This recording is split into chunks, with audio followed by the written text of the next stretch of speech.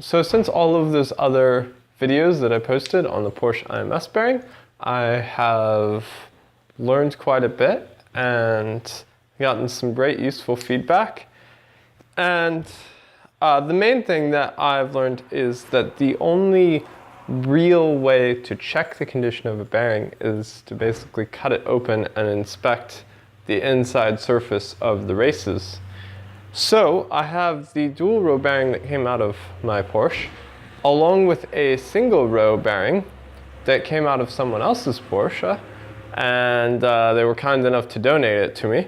So we're gonna cut them open and see what they look like. We should actually be able to make some sort of conclusion about their condition just based on a visual inspection of the inside race, hopefully.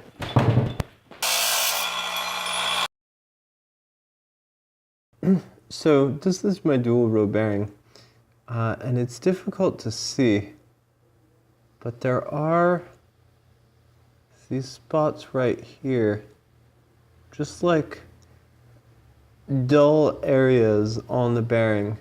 There's one right there. They're very slight. You can kind of feel this.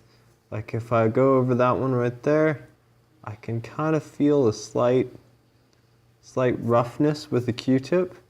Again, very subtle, probably very early stages of wear, but definitely seems to be a sign of wear. Damage to it is very slight, but if you look carefully,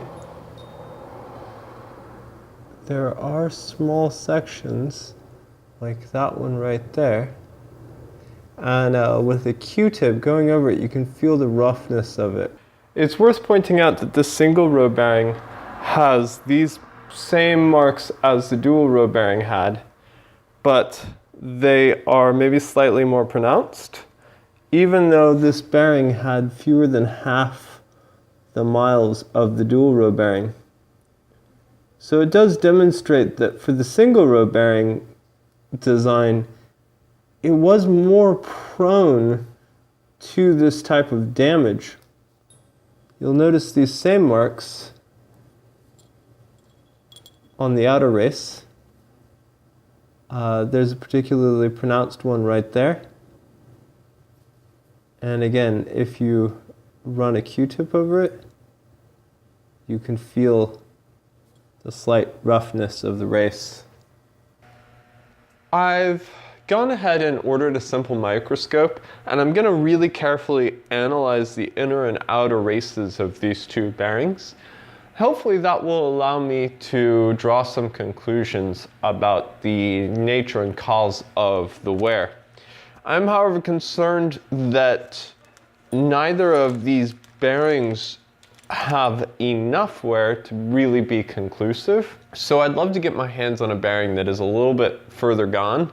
If I can find a bearing with a bit more wear, it might allow me to really definitely come up with a cause for failure.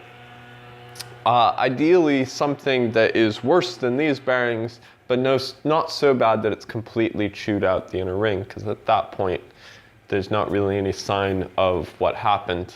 So if you happen to have taken the IMS bearing out of your Porsche and you have it laying around, then I would love to cut it open and take a look at it under a microscope. So if any of you want to send me an old IMS bearing, let me know. I will cut it open and I will post a video about the results.